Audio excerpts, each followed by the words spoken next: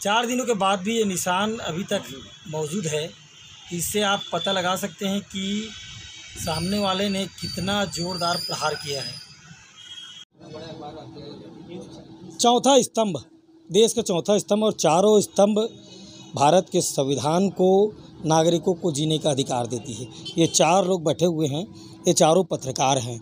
और अभी हम इस वक्त गंडई में हैं, और गंडई के प्रेस क्लब के अध्यक्ष को जिस तरह से अचानकपुर पैलीमेटा के जिस क्षेत्र में अवैध रूप से जो खनन चल रहा था, उस खनन को अचानक प्रेस के कार्य से जा रहे थे और जाते ही उनके दृष्टिकोण से दिखा कि कोई अवैध काम चल रहा है। क्योंकि अवैध काम देखते ही हम पत्रकार लोग रुक जाते हैं, पूछते हैं, जानकारी लेते हैं कि आखिर क्या चल रहा है। रोजगार गारंटी के अंतर्गत वह कार्य चल रहा था जहां पर मुरुम की अवैध ढुलाई चल रही थी। ऐसे में पत्रकार का पूछना वाजिब होता है। मगर एक बात यहाँ पर सोचने वाली बात होती है कि 3 दिन बीत जाने के बाद इस चौथे स्तंभ को रोकने के लिए तीसरा स्तंभ समझौते के तौर पर बीच में आ रहा है। क्या यह संभव है? क्या चौथे स्तंभ पर इस तरह के प्राणघात हमला करना, और जिस तरह से अपने प्राण बचाकर जिस तरह से 108 की गाड़ी यहाँ पर लाई है हमारे रवि भाई, बताएंगे भाई कि क्या हुआ था मामला वहाँ पर?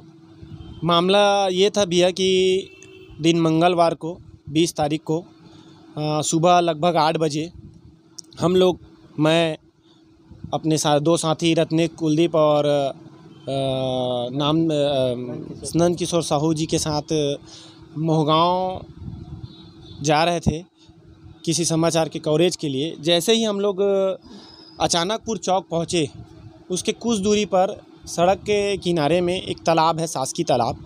उसमें एक जेसीबी मशीन और ट्रैक्टर के माध्यम से तालाब के अंदर खोदाई किया जा रहा था।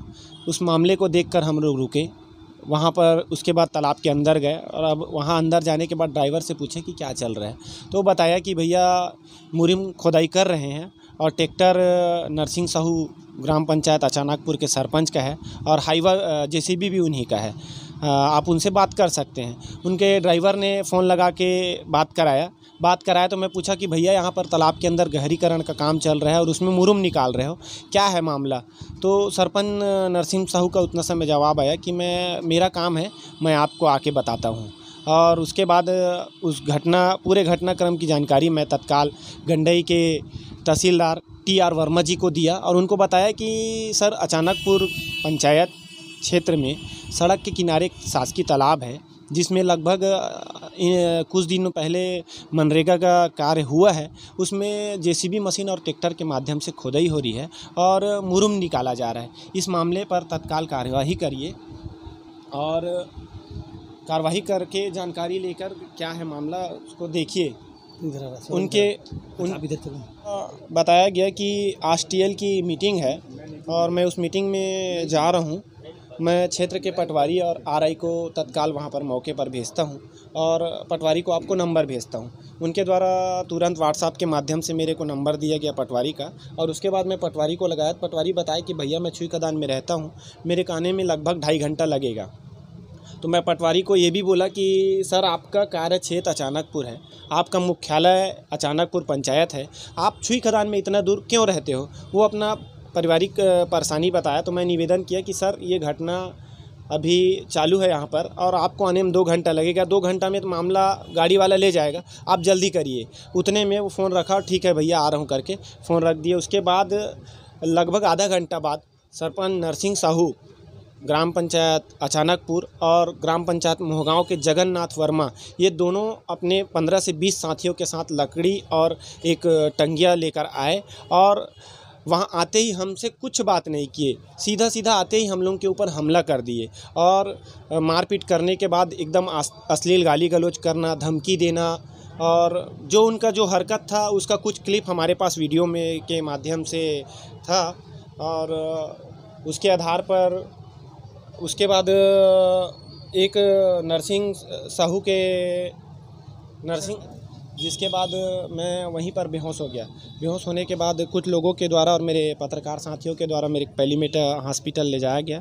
पैलीमेटा हॉस्पिटल में मेरा स्वास्थ्य थोड़ा ज़्यादा ख़राब होने के कारण मुझे गंडई रिफ़र किया गया। गंडई रिफ़र करने के बाद यहाँ प्राथमिक उपचार हुआ। प्राथमिक उपचार होने के बाद मेरा गंडई थाने में बयान हुआ। बयान होने के बाद हम लोग ये बताइए वो जेसीबी थी किसकी? जेसीबी अचानकपुर पंचायत के सरपंच नरसिंह साहू और ट्रैक्टर भी उन्हीं का, जिसमें नाम लिखा हुआ था उनका नरसिंह साहू और मोबाइल नंबर लिखा हुआ था। अच्छा, उसी का मोबाइल नंबर? जी। यानी कि वो कौन सा रोजगार गारंटी काम वाकई में चल रहा था? वो हमको कुछ जानकारी नहीं दे कि क्या मामला है, किस लिए काम चल रहा है, वो हमको कुछ नहीं बताया। बस खाली हमला किए और अश्लील गाली गलौज लगातार करते रहे, धमकी देते रहे।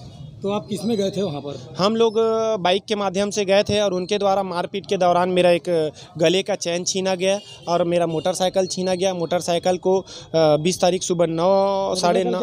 हाँ, यही मोटरसाइकिल। अच्छा, इस मोटरसाइकिल में कुछ लग रहा है कि कुछ किसी प्रकार की तोड़फोड़ भी हुई? ये मोटरसाइकिल आपकी? हाँ, ये मोटरसाइकिल मेरी है। और तो इसे मोटरसाइकिल आपको कैसे मिला?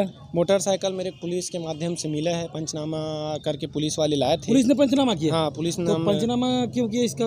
वो बाकी जानकारी मेरे को नहीं दी है, बस इतना बताया कि पंचनामा करके लाए हैं आपको मोटरसाइकिल को, आप मोटरसाइकिल ले लो। तो मैं प्राप्तिनामा में दस्तखत करके अपना मोटरसाइकिल, ताकि थाना में और नुकसान कुछ मत हो करके लिया हूँ।